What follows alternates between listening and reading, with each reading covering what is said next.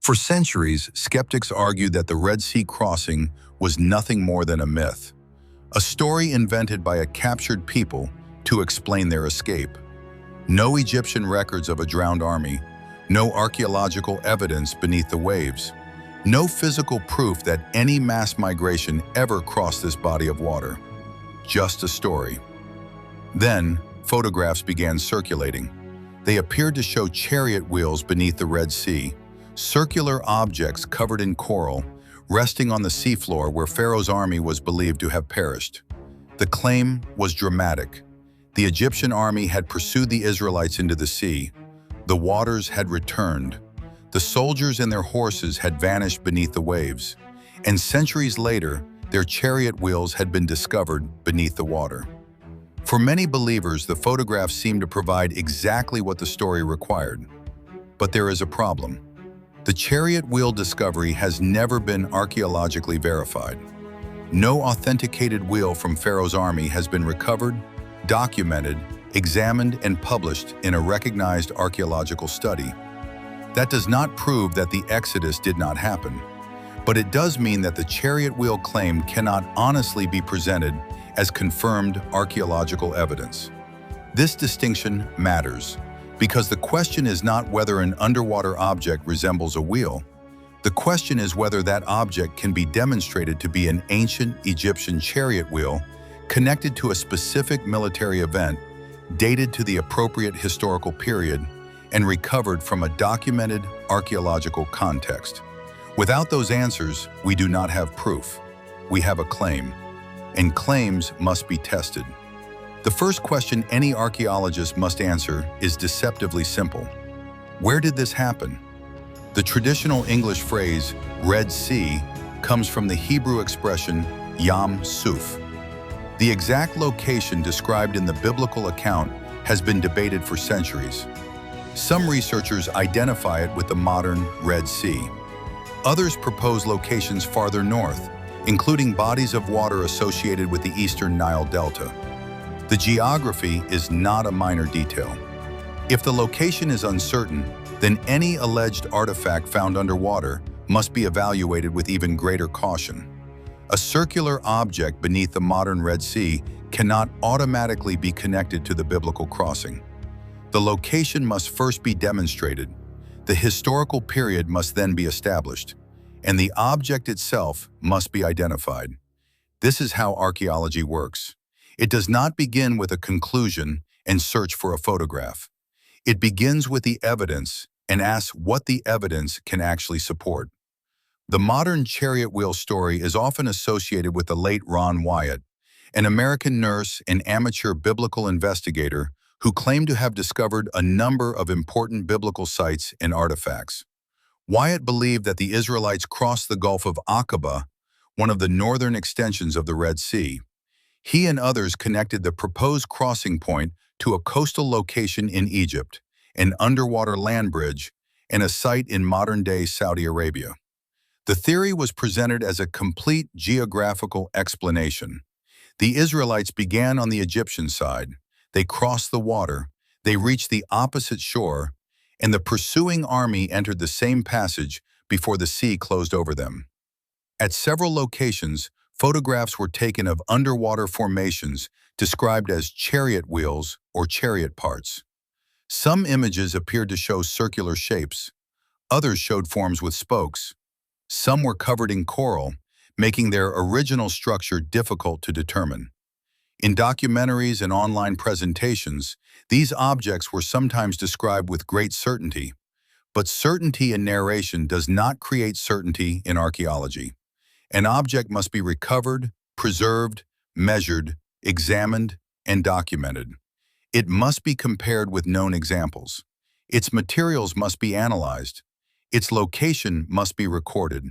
And other researchers must be able to inspect the evidence independently. That process never occurred with the alleged wheels in a way that established their identity and historical connection. No complete wheel from Pharaoh's army is held in a recognized museum. No documented excavation report presents a collection of Egyptian military equipment from the seabed. No peer-reviewed study has confirmed that the photographed formations belong to chariots used by an Egyptian army during the period traditionally associated with the Exodus. This is not a small technical omission. It is the central issue. An archaeological discovery is not established merely because someone sees an object and offers an interpretation. A coral-covered shape may resemble a wheel. That resemblance may justify further investigation. It does not justify a final conclusion. Coral grows over hard surfaces and can create patterns that appear deliberately shaped. Underwater light distorts depth and form. Photographs can conceal scale. They can hide missing sections. They can make natural formations appear symmetrical. A diver may look at a circular coral formation and think, that could be a wheel. An archaeologist must ask, what evidence demonstrates that it is one? That question protects both history and faith from weak arguments. A genuine Egyptian chariot wheel would be expected to possess identifiable characteristics. The wheel would have a particular construction. It would be made from materials consistent with ancient Egyptian technology. It would have dimensions comparable to known chariot wheels. It would show evidence of manufacture rather than natural formation. And ideally, it would be accompanied by related artifacts. An Egyptian chariot did not consist of a wheel alone. There would have been an axle. There would have been fittings. There would have been harness equipment. There may have been weapons, metal components, wooden fragments, horse equipment, or other objects associated with a military force. A single isolated shape is difficult to identify. A complete, coherent debris field is different. Archaeologists do not normally identify an ancient army from one photograph. They identify it through patterns, multiple artifacts, consistent materials, shared dates, undisturbed context, evidence that fits together. We have a site that fits the geography. We have a geological formation that fits the route. We have artifacts that fit the time period. Only when those lines of evidence converge can a serious historical argument be made. But the chariot wheel claim does not provide that convergence. The photographs are not accompanied by a documented excavation. The objects were not recovered and placed in a controlled collection. Their material composition has not been publicly established. Their date has not been demonstrated. Their connection to the Egyptian military has not been confirmed. So the conclusion remains unverified. There is another complication. Some of the most widely shared stories about the discovery of Pharaoh's army beneath the Red Sea were based on reports that were not archaeological reports at all. One widely circulated story claimed that underwater archaeologists had found the remains of the Egyptian army and that Egyptian antiquities officials had confirmed the discovery. The article was later identified as satirical or fictional. It was not a government announcement. It was not a peer-reviewed archaeological publication. It was not an excavation report. But as the story moved across websites, videos, and social media, the disclaimer disappeared. The claim became more serious with every retelling. The original story was transformed into a supposed historical event. This is how archaeological myths develop. A photograph is attached to a claim. The claim is repeated by another website. The website is cited by a documentary. The documentary is summarized in a social media post. And eventually, the repetition itself creates the appearance of evidence. But repetition is not verification. A story does not become true because thousands of people have heard it. A photograph does not become archaeological proof because it has been shown in a dramatic video. The same problem applies to the alleged pillars on opposite sides of the Gulf of Aqaba.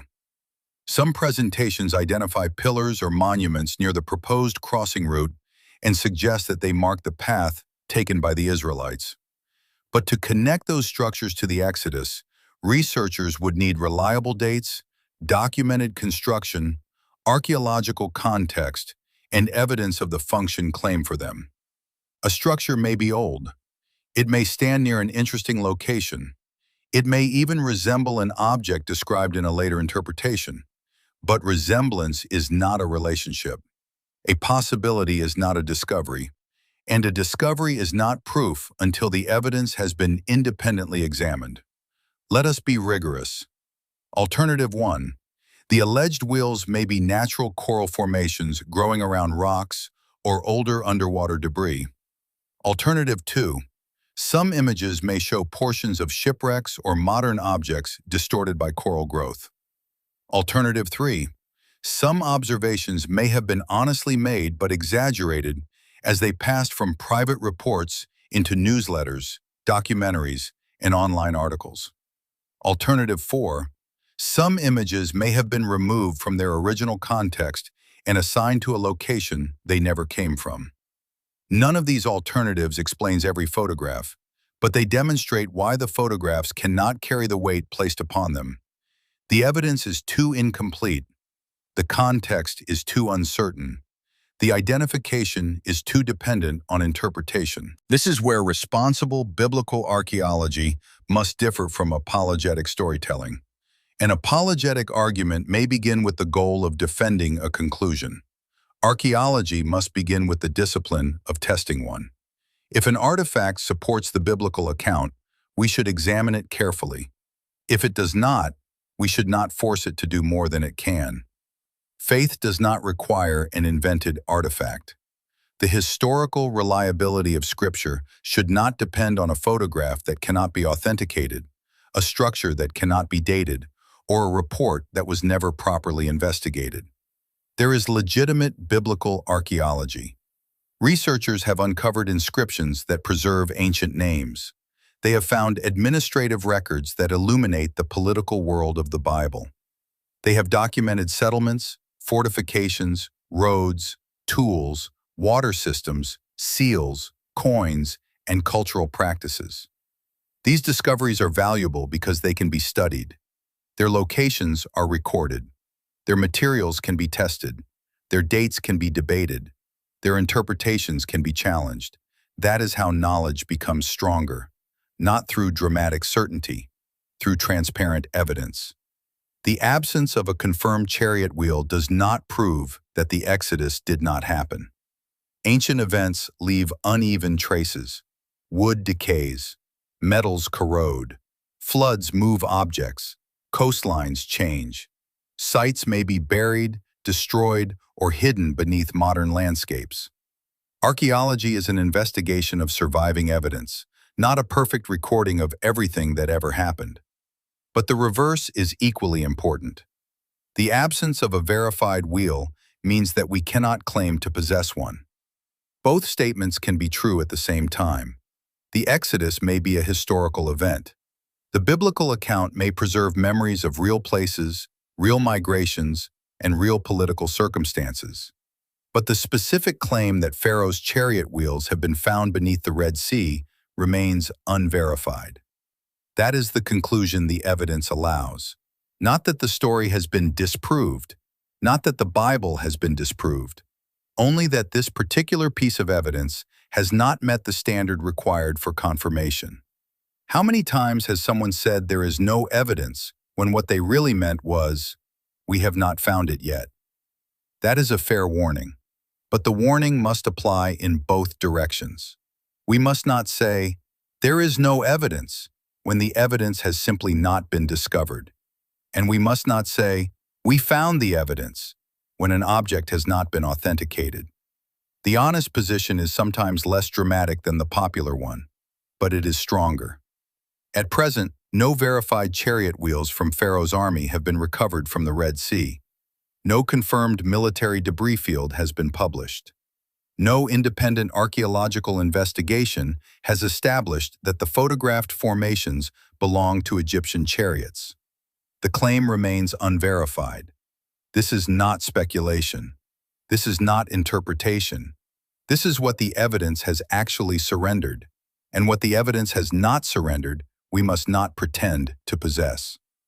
The ground keeps confirming the book, but only when we listen honestly to what the ground has revealed. When the evidence is strong, we should say so.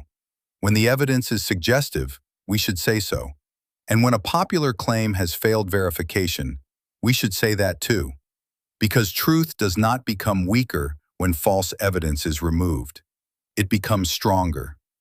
The real investigation is not finished because one viral claim has failed. It has only become more disciplined. Our next investigation goes where the evidence leads. I am your guide through the evidence that connects scripture to soil, belief to bone, and history to the artifacts buried beneath our feet.